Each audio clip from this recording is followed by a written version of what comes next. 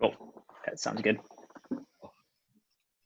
Cool. Looks like we're recording now. So I won't repeat it. The whole introduction that I just gave to everyone, but this is the first Livepeer LIP call intended for those actively developing and participating in the process around improvement proposals to Livepeer. And we have an agenda with 4 items on it. This week, we're going to stick to the agenda and then have a little open Q&A and discussion around what might be discussed in the following call. So Yandin, you want to go ahead and read off the agenda and we can dive into the first topic? Yep, definitely. So we already covered the purpose of these LIP calls, and the next section on the agenda is LIP candidates, and this list is pretty short right now. We have 1 candidate, which is around an extensible governance contract, which is a proposal that has been written by Nico, who will give a quick overview of the proposal, and then we can open it up for some discussion and feedback. Another requested item on the agenda that we can talk about afterwards is sentiment polls. So after the finalization of LIP 19, we have a formal process that uses stake-based polls in order to determine if a LIP should be accepted or not. There was a note that the same tooling could be used for sentiment polls that wouldn't imply any on-chain action being performed.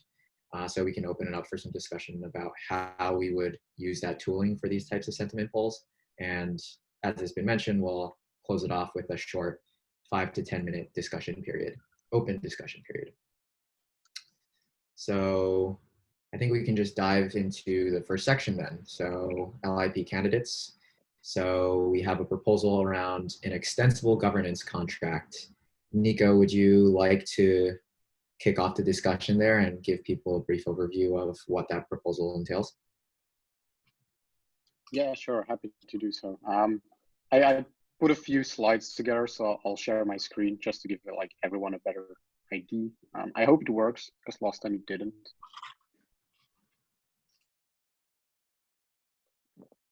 Can you see like my entire screen, or is it just a portion or nothing at all? We see the LIP you should call see like the agenda. Cool, awesome. That's what you should be seeing. Cool. So yeah, we're going to talk about governance milestone 2 actually, or the extensible governance system. This is not entirely related to milestone 1, which kind of described a non-binding voting system, which we kind of released just a couple of weeks ago. And I think milestone 1 is still very much ongoing in terms of decentralization of knowledge and getting our users acquainted with using the voting system and the voting app. And part two of the whole governance roadmap would be to deploy an extensible governance system, whereby we define a foundation to phase control over the contracts, over from the Livepeer Inc. multisig to one or multiple binding voting systems. So that would be like milestone 2. And then in future milestones, we can define what those binding voting systems would look like. We don't define that here, we just define an interface for those voting systems to execute updates to the protocol. So what are the goals of this extensible governance system? We want to first deploy an extensible governance system in the form of smart contracts that can update protocol parameters, but also change which smart contracts are being used. So essentially update the code of the protocol on chain. And other than that technical foundation, we also want to provide a clear upgrade path for upgrading to use that governance system and to phase out control of the Livepeer Inc. multisig to different binding voting systems. So what would the features be of this system? There would be 3 main features currently, but there can be like additional smaller things being discussed in the LIP itself. The main feature would be an ACL. So instead of the Livepeer Inc. multisig controlling the controller contract, which is allowed to execute updates, we would move that to an access control list. And within that access control list, different actors can have different permissions to execute updates.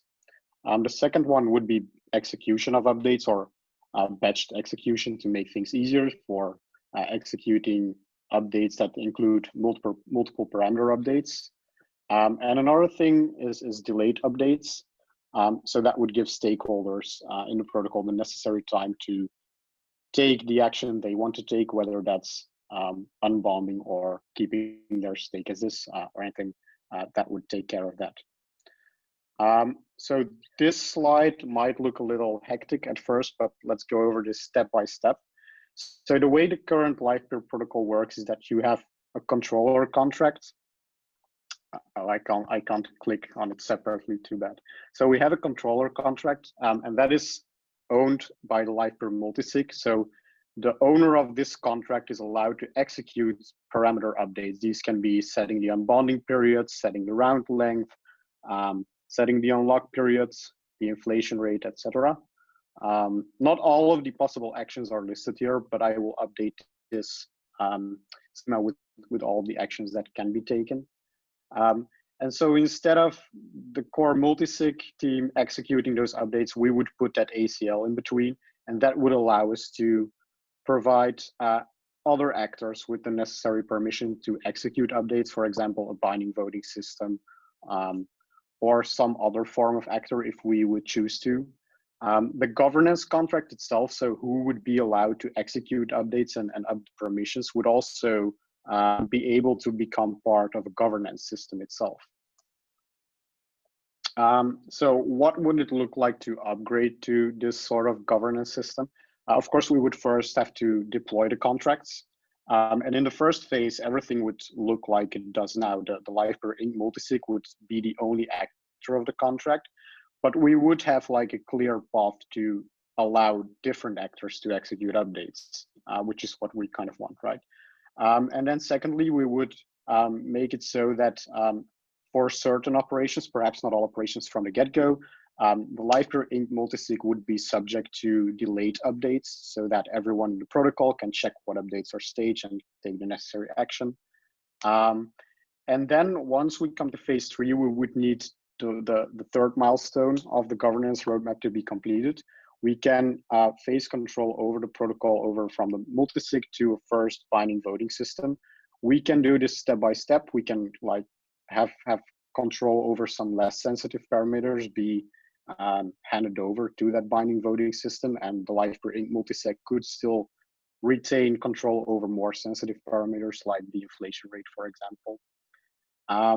And then the fourth one would be to, well, it is actually in tandem with the third step, but it would be allowed this, this binding voting system to also execute code upgrades other than only parameter updates.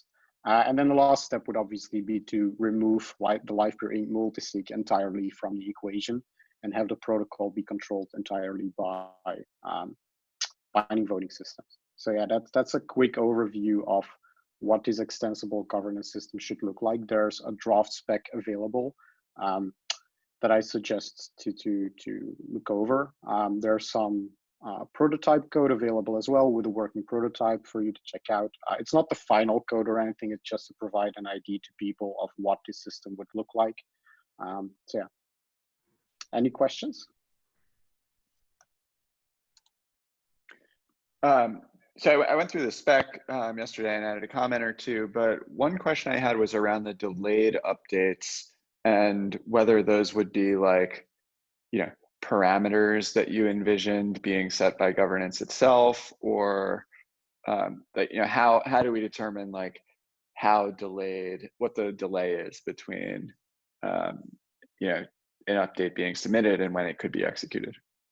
Mm-hmm. So the first thing I had in mind was to make this modular so that different delays can be used for different sort of updates.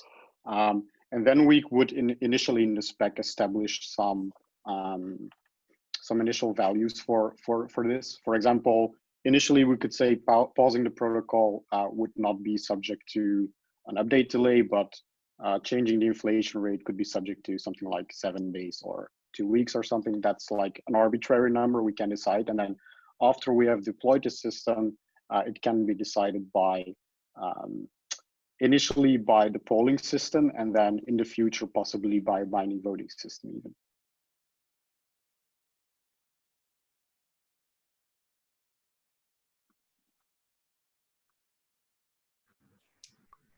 I have a, well, first, did anyone else have any other questions or comments pertaining to the delays? My question is not related to that.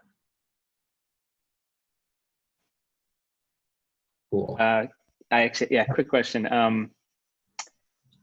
So, and maybe we can talk about this at a later time, but like for time sensitive updates, whether it's to patch a bug or something, how do you envision those types of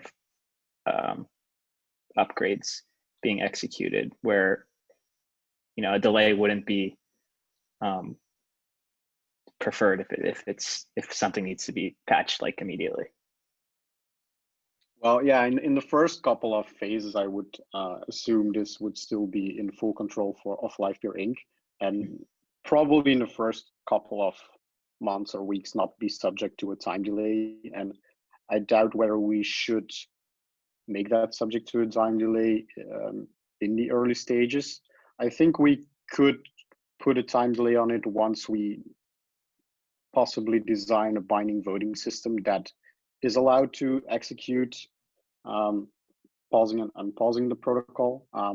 Haven't really thought about how that should look like, but I think like that's the way forward without necessarily defining that beforehand, if that makes sense.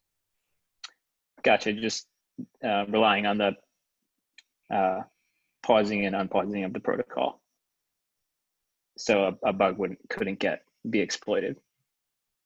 Yeah, it would still be very much as it is today. Yeah. And then I think this can how our voting system or someone else other than Livepeer Inc. should be able to pause or unpause a protocol, I think should be subject to its own separate LIP discussion. Okay. Cool. Yeah, that's what I was wondering. I wonder if it could make sense at the very beginning to have a delay for the parameter changes, but not have a delay for the contract upgrades. Because if we're talking about bugs, protocol parameter update is unlikely to be the solution for a bug that is time sensitive. It seems more likely that any time sensitive bug that needs to be fixed would actually require in-place code changes. So it seems that the operations required for that bug fix are slightly different than the operations you would require when you're deciding on updating a monetary policy parameter, for example. So I wonder if it could make sense to separate out the rules for those two different types of operations to try to balance having delays and having clear transparency on when like parameter updates happen, but still maintain some flexibility earlier on in order to execute bug fixes. Yeah, good point. Oh, sorry, didn't mean to interrupt. Oh, just a thought. I don't have anything else to add there. Good point. Yeah, I think I used pausing and unpausing as an example, but I think changing contract addresses being used would also fall under this category. So yeah, it would make sense to retain that right for Livepeer Inc., especially in the early stages. So yeah, it's also why I listed, I think, allowing a binding voting system to execute contract upgrades as like a separate step, because I think we would first need to discuss how Livepeer Inc. itself would do this within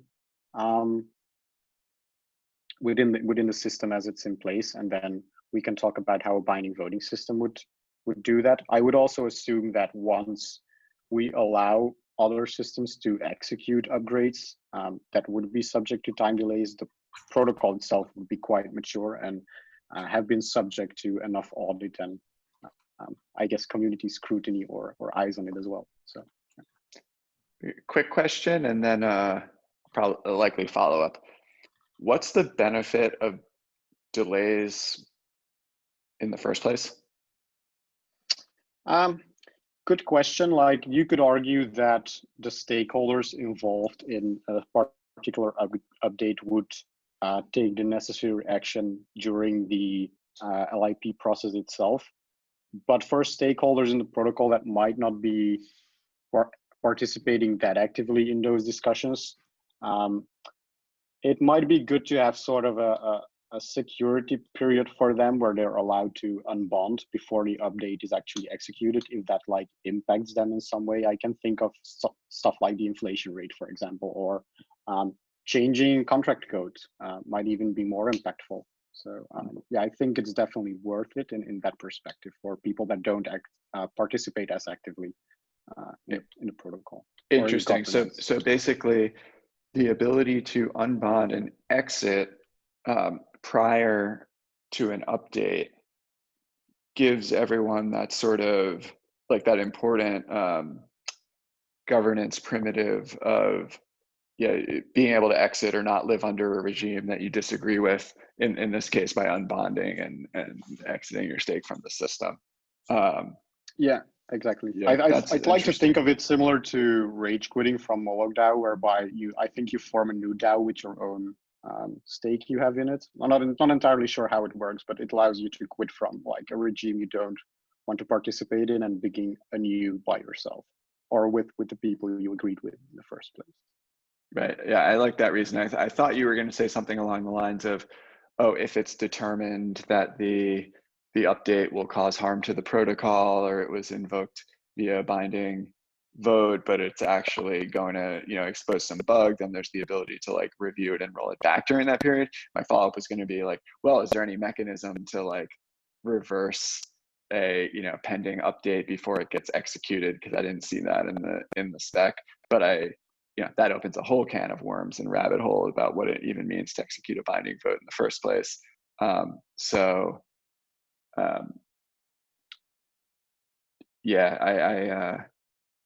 I see the benefits of the answer that you gave in terms of like the exitability of the system, and I was falsely assuming other supposed benefits that maybe don't exist.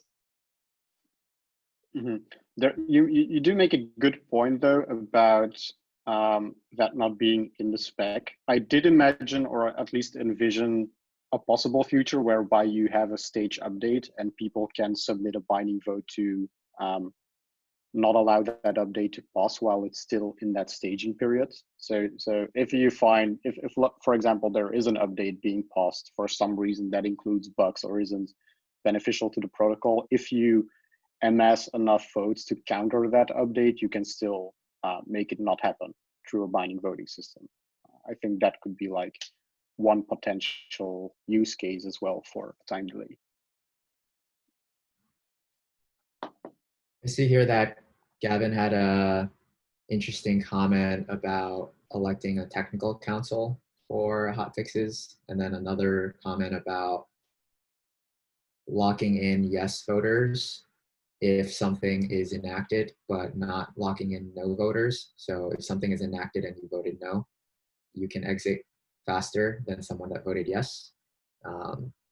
Gavin, did you happen to want to elaborate a little more or discuss any of these in more detail? And by the way, Nico, we're still on your full screen share. I know, I'm searching my extensible governance contract slide. Sorry. Yeah, that was actually the first thing I was going to say. I don't even know if anyone's actually implemented this, but I do recall reading about a network that has had something in place so that you can't, vote yes to change something and then like exit the system before that comes into play, but then allows some like those who vote against making a change to be able to exit well before whatever is being changed is enacted. I don't have really much more to add to that. It's just something that might be worth considering in the future for binding votes. Yeah, I think that's a pretty interesting idea. And that's just saying that, like, if you support this, then you have to commit to it fully. If you don't support this, we give you a little more flexibility, which at first glance makes a lot of sense to me. And I think when considering a binding voting system, I think that could be a good candidate for a design there. I think that was a feature of the Orachi DAO and maybe the original the DAO, where you could, exit back with your funds if you vote against the thing that passes to release funds. And so you get to exit, you keep your stake, but you are now out of the whole organization.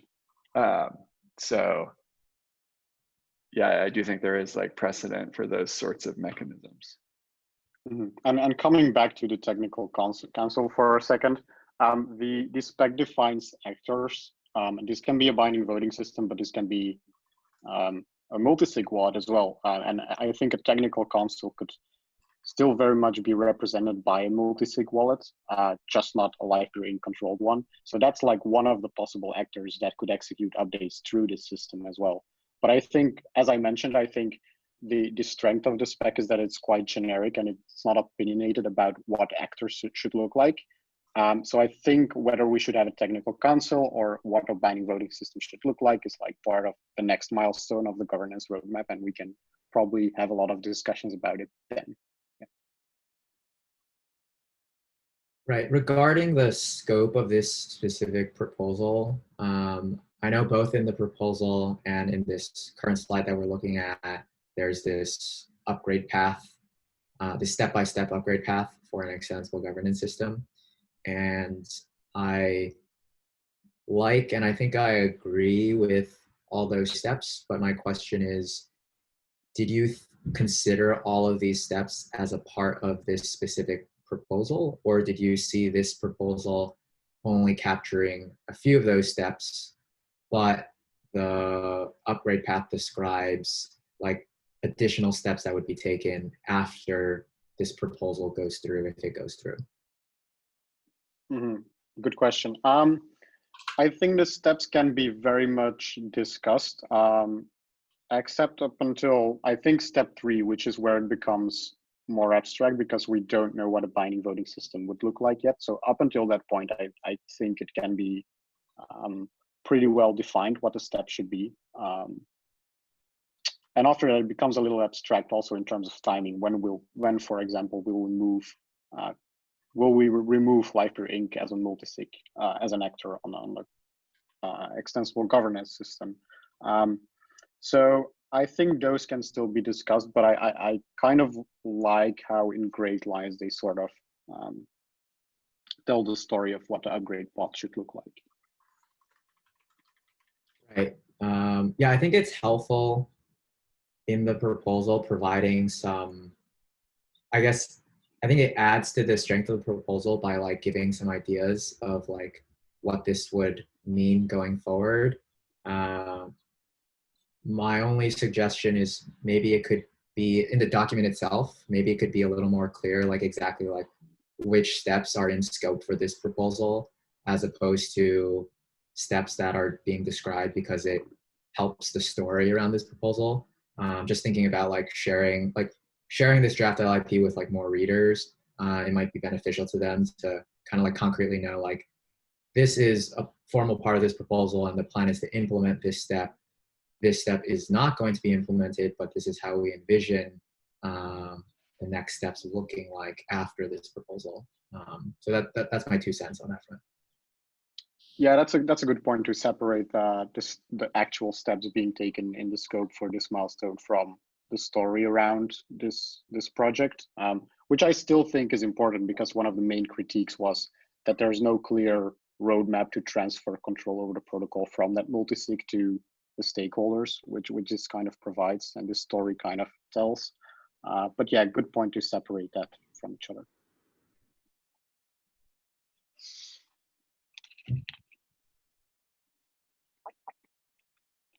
I also left a few pieces of feedback on the proposal this morning, and I think some of that discussion is probably better suited for GitHub. But there is one thing that I figured is worthwhile bringing it up with this group while everyone's on the call. And I think it was around the topic of like initial values.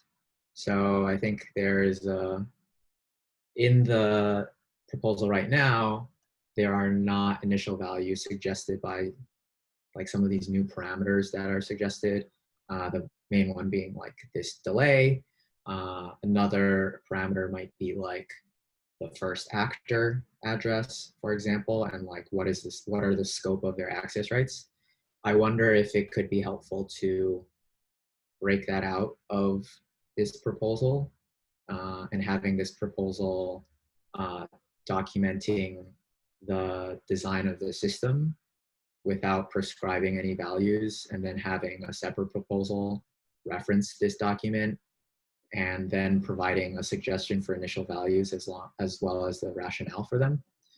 I'm not sure if that's the best way to go about it, but that was just a thought that came to mind about like having like a separation of these discussions, because I think it might be difficult to like switch back and forth between discussions around how the system should be designed versus what the parameters and values of the system are. So yeah, I don't know if anyone on this call has any immediate thoughts on that, but that's just something that came to mind for myself. I totally agree there, because that was one of the things kind of happening in the previous LIP discussions, that we had sort of two discussions next to each other, one about the initial values and one about the actual design of the system. So I think that's a very good idea. I think the initial values can help inform the design, as long as you're not getting too caught up on them, because when you use initial like parameters, you could like, it might help to make it less abstract, but yeah, but again, not getting too caught up on what they actually should be or shouldn't be. Yeah, I think that's that's true. Yeah, go ahead. Oh, I was just saying, I think that's a good point, making it less abstract. I think that the danger of separation is that you talk about this design of the system itself in isolation, but then it's hard to put it into context without knowing like how it will be initially used. So I think that's a good point. Yeah, I think for the initial values too, it's not just like these big parameters. It's like, it's going to be way easier to execute this if the initial access control list and all the functions are all included, shortly after the initial deployment, so that it does have full control over all the necessary parameter updates or smart contract updates that the protocol may need to make. So I think just like setting the genesis state of this would be helpful to everyone. Yeah, definitely. And I also saw on the agenda that there's a discussion planned for using the polling system as sort of a sentiment gauging system. So we could also separate this discussion and have like a sentiment poll beforehand on what we discussed the initial value should be. And if there's, for example, a strong voice in the discussion against the initial values, we could gauge the sentiment of multiple stakeholders that perhaps aren't actively participating in the discussion, but still have a voice in that process. And that way we could perhaps settle on some initial values separately. Looking at time and the agenda a little bit, I guess I kind of have a wrap-up question on this before moving on. Nico, could you give an overview of kind of like the current state of where you think this proposal is in the entire LIP process? Like, is it close to being finalized into a actual proposal for consideration, or is it very much at like the early design feedback sentiment stage? And what does it look like moving it through the process to vote and execution? Mm-hmm. It's currently, I'd like to think of it very much as a draft proposal currently, but I think from a high level, and the story itself is like quite complete. I think there's some details still to be fleshed out, such as like what should the design of the actual code look like, for example. Even though there is a prototype, there's still a lot of things to be discussed there, and it's probably not complete either. So that's kind of where we're at, I think. Like moving forward with the speccing phase and the design of the entire system, and then making that public, and then having the discussion around that. And then I think once we have that, we can move forward to a vote on this, perhaps. Right, so it sounds like immediate to do that would be helpful here is opening up a PR to check this in as a draft LIP. Because I think right now it's only proposed in an issue form, but we could move it formally into the draft status, and then that will allow us to flesh out the details and work on the code and go through the feedback cycles there so that we can get to a last call period. Yeah, sounds good to me. Sorry, I'm just trying to remove this thumb again. It's there forever. Yeah, I guess so. Cool. Okay, it sounds like a good next step. Cool. Should we move on to the next agenda item?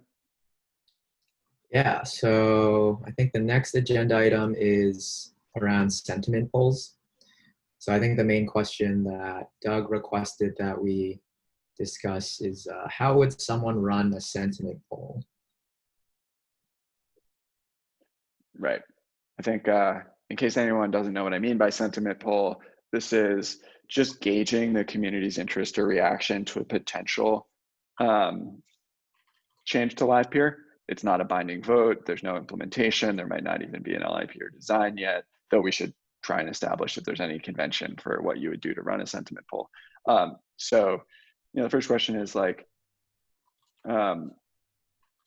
how, should there be any social conventions around how people can actually run sentiment polls and expect people to participate? And two is more practical. Is there a workflow in which they can use the existing polling application, and or could we modify the existing polling application a little bit such that you could use a lot of what's there in order to run a sentiment poll? I think there's two things kind of withholding it from that. One is the creation cost, although that could be altered in like a separate deployment. I think the other one is like paying a guest cost to actually vote on it. I think for polls around sentiment, that might be a little more sensitive than an actual LIP to change the protocol. So yeah, especially now that gas prices are quite high. Yeah, I don't have a reaction that those are necessarily negatives, right? Like I think it almost sets a bar for the fact that this is an important issue that someone cares enough about as a champion to gauge a community sentiment, and the participants care enough to actually, pay a little bit of gas to vote and weigh in, that you would actually get like strong signal relative to, like, imagine you were using an entirely off-chain web app where anyone could create any poll anytime. It's just a long list of arbitrary, not well constructed polls. They're low quality. There was no like cost or stake that went into creating it. No one's gonna like show up and pay attention to those. Right, I kind of agree that I don't see the having a cost associated with creation and voting as an issue. I could see an argument for at least the poll creation cost maybe being different for a poll that results in an action versus a sentiment poll, maybe. So that's my initial reaction around cost. With regards to social convention, I see two paths here. One is that, or in terms of reusing tooling, I see two paths here. One is the Explorer, which is the current tool that people use, that token holders use to participate, could surface polls for LIPs that aren't in the proposed status. So right now the Explorer only surfaces polls that are in the LIPs that are in the proposed status. And that's just following the LIP process, which says that like only LIPs that are in the proposed status are eligible for polls that would decide if they're executed or not. So one option is to remove that restriction and have the UI display all LIPs. Another path could be maintaining a separation between the Explorer and LIPs that aren't in the proposed status, and maybe reusing the Explorer components, which are all open source front-end components, to construct like an alternate application that has a similar looking UI, but it's dedicated to like polls for LIPs that are not in the proposed status, so that you can have like two separate experiences there. So I see those as two possible paths. I think personally, at the moment, my initial reaction leans more towards the latter, but yeah, curious what other people think.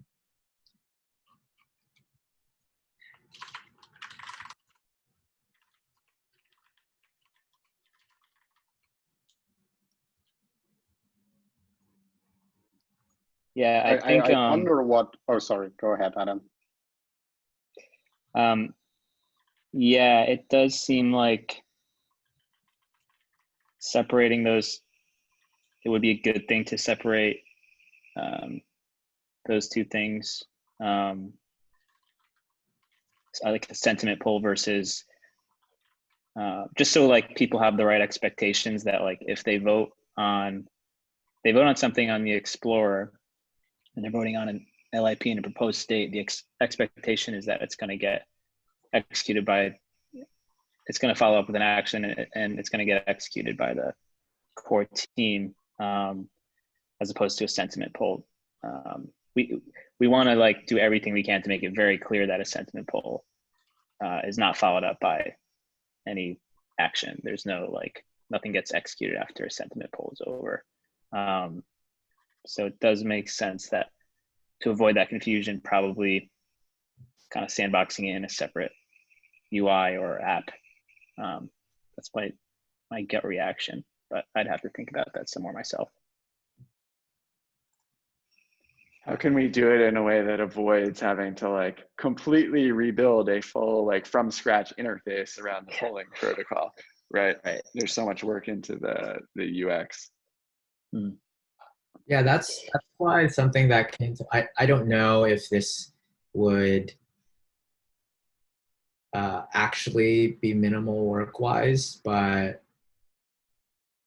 is worth considering like taking some of the Explorer UI components and using them in a separate application and like hooking them up with the same subgraph database, for example, that indexes all the results of polls.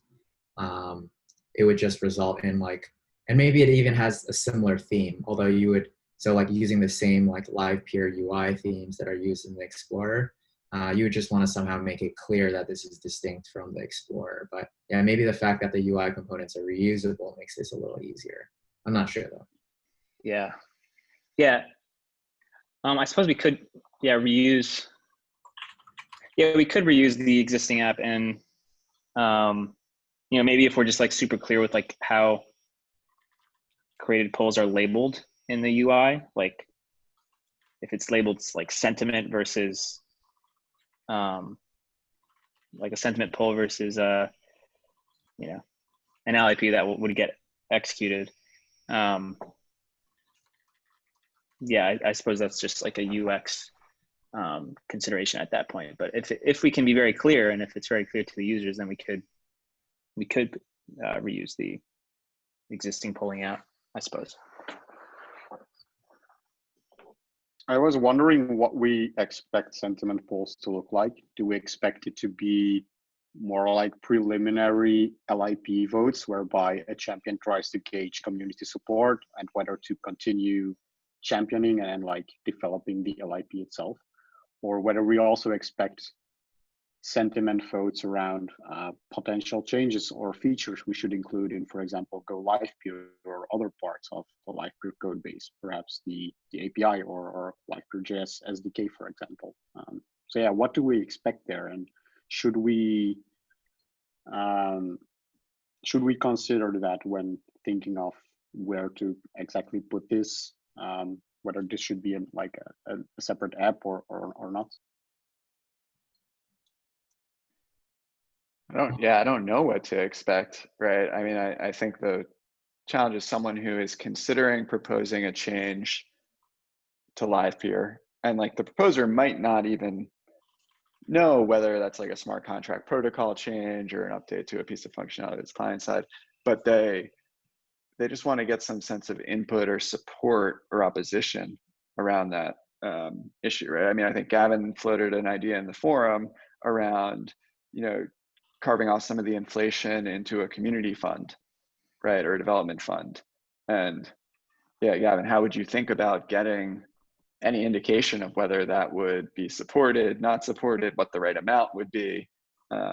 Is a sentiment poll a useful tool in that?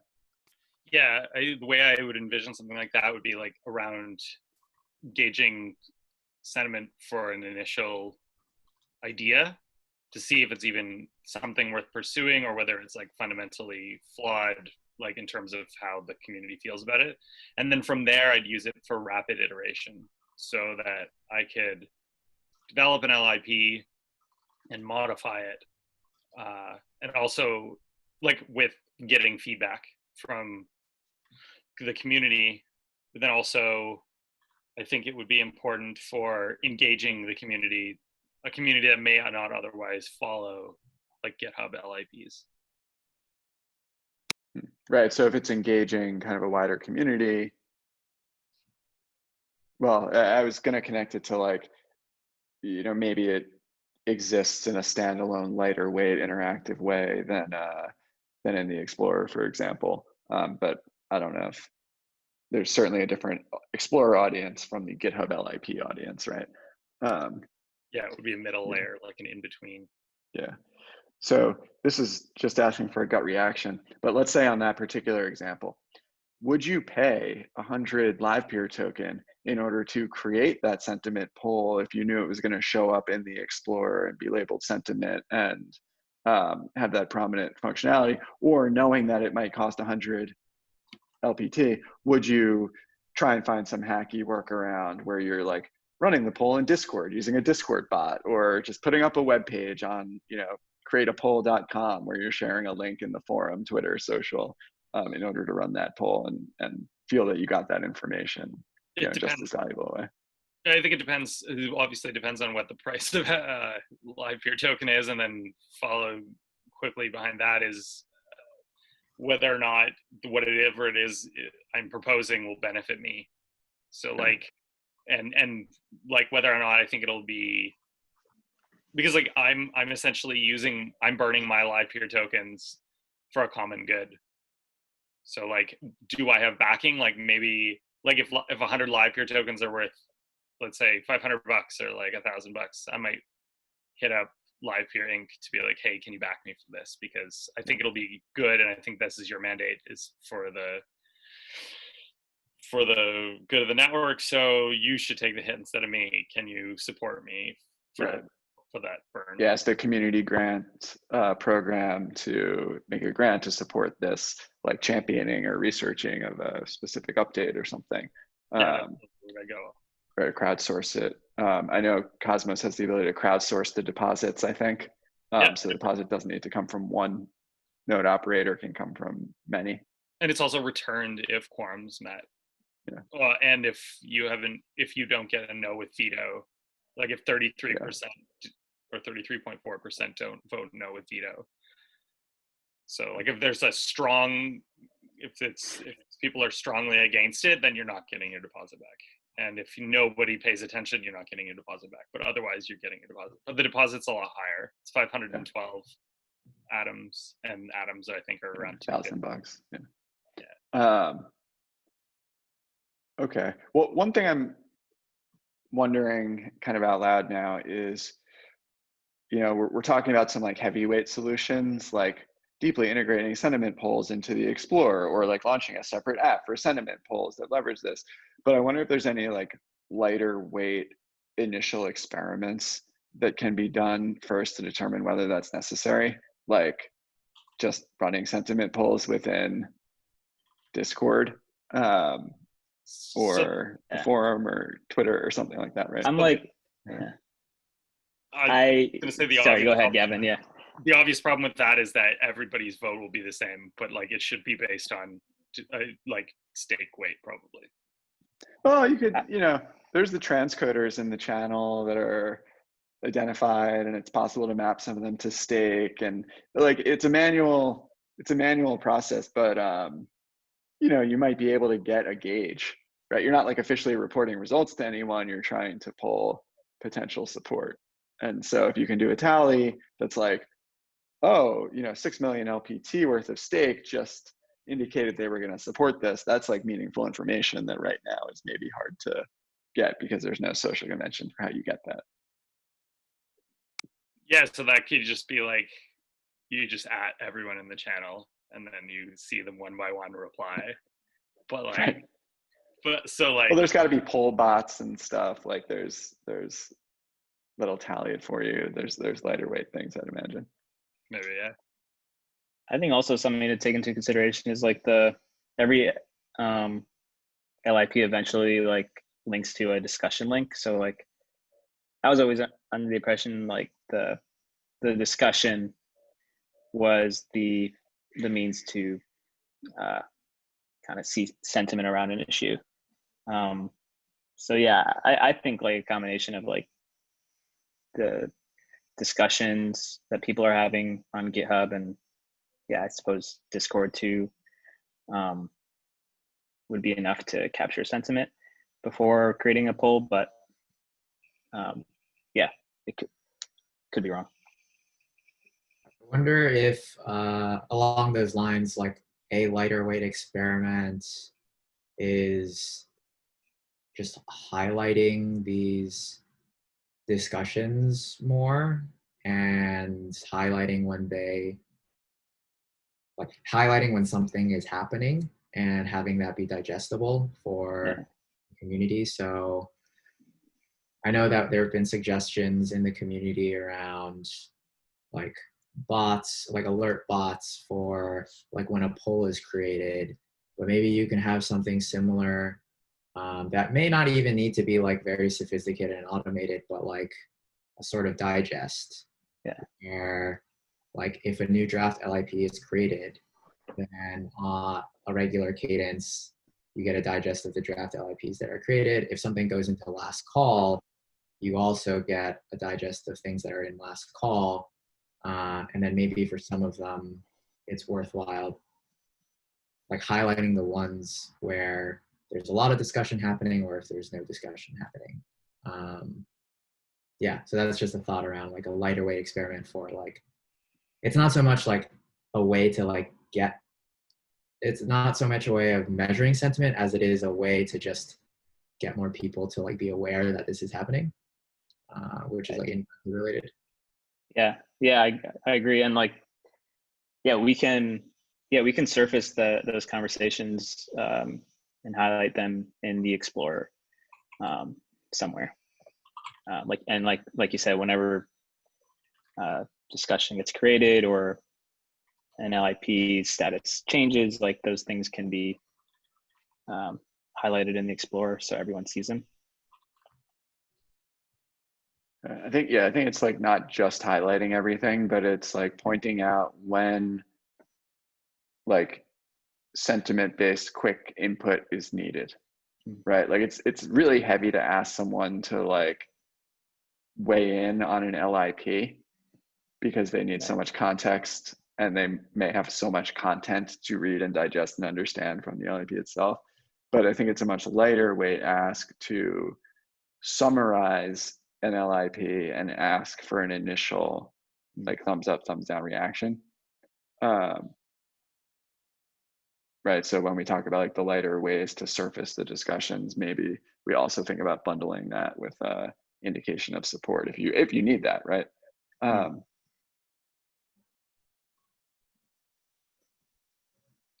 think the summary, I feel like it would be quite important. So especially if, I think it would be especially important if there's anything that is contentious or there's disagreement about, like a quick couple sentence summary of like where it's at in terms of like, why do people disagree heavily with this? Or why do people heavily agree with this? Just so people can like get the TLD. about like the source of disagreement.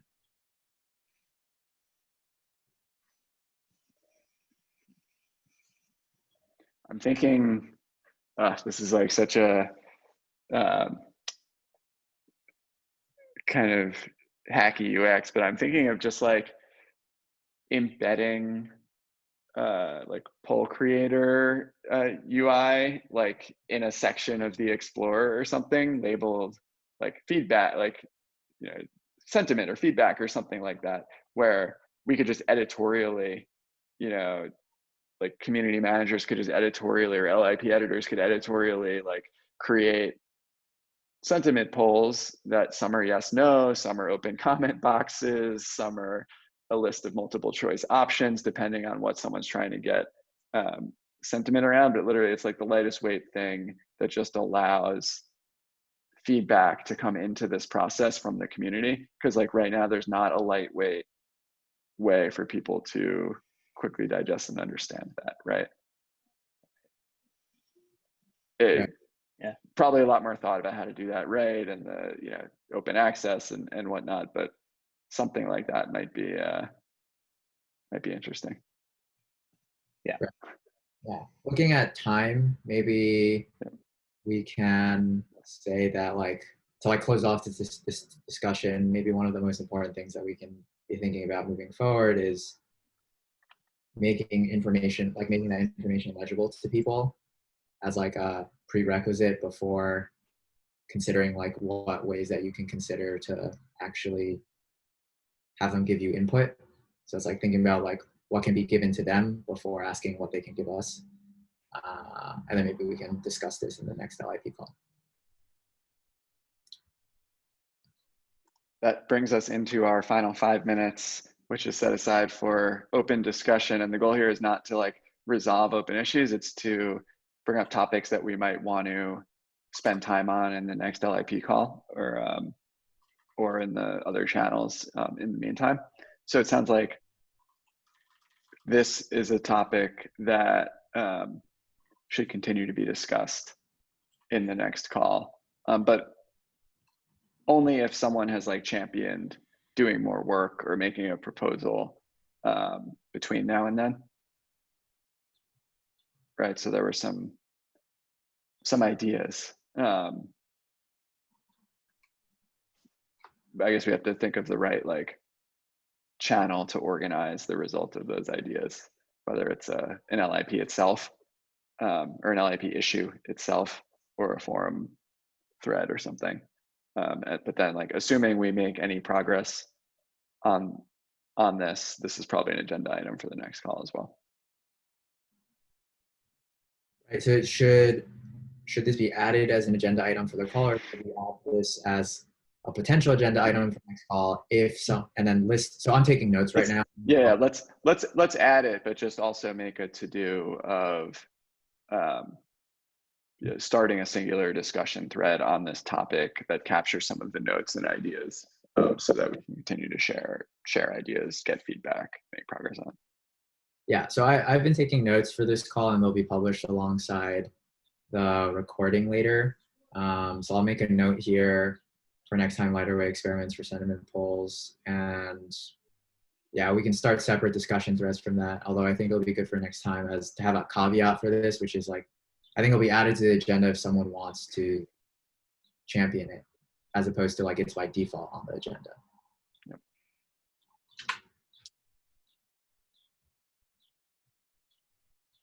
Is there anything else that anyone has on their mind that they just want to make a note of for us to talk about next time?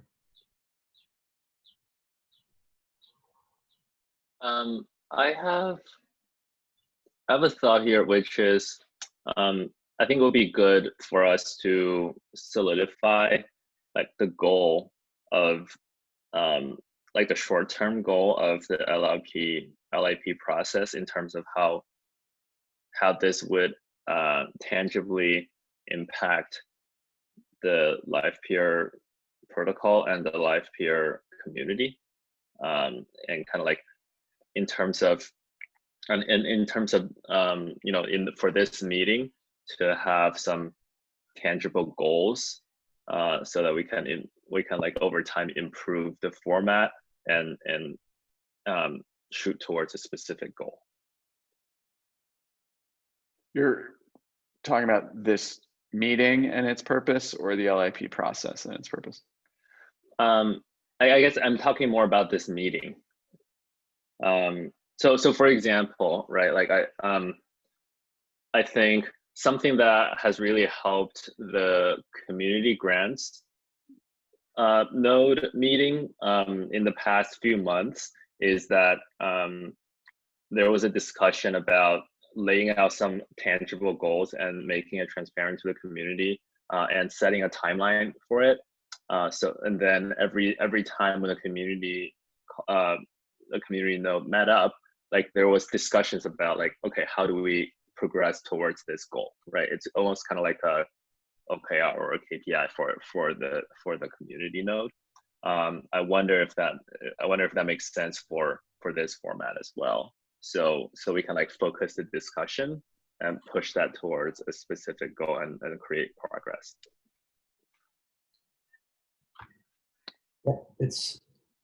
I like the idea of that. I think at the moment I have trouble thinking. I think the goal for this call that I had in mind originally was pretty general in that it offers a discussion avenue that's verbal, that complements the existing discussion avenues that one has for LIPs. And that was about it. So it was pretty general. And I totally hear, I could totally see the argument for like, maybe it's too general, but that's what I personally had in mind. Although I'm obviously open to hearing if other people feel like it needs to be more specific than that. Well, if you're looking for a super high level goal, it's to like get to milestone 3 on the decentralization roadmap proposal, which is like to get to the binding voting system. And so this meeting's purpose, as Yanin said, was to provide the verbal and open channel for that, any discussion around that.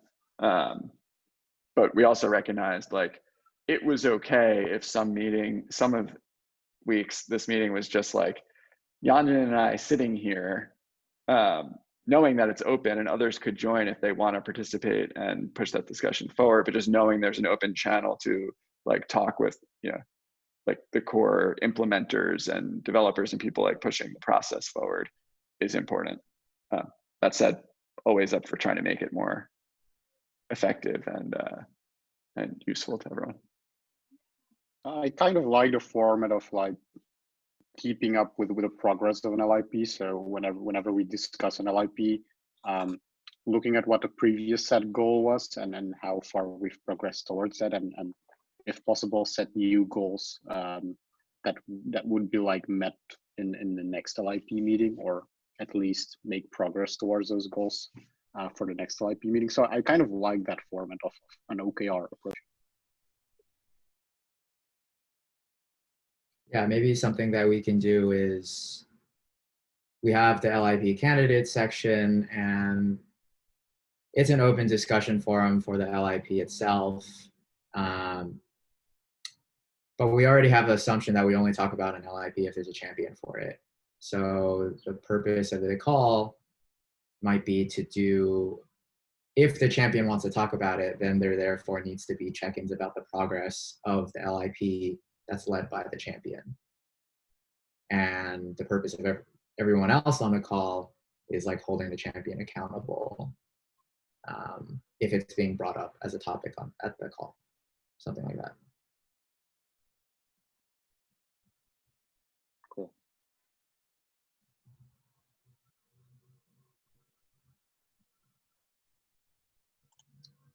All right, Cool. so I think we're at the top of the hour and finish the agenda. So we can wrap this one up, leave it here. Thanks everyone for joining. I've got the recording, so I'll figure out how to post this online and share it with everyone later. All right, thanks everyone. Thanks everybody. Thanks everyone. Yeah.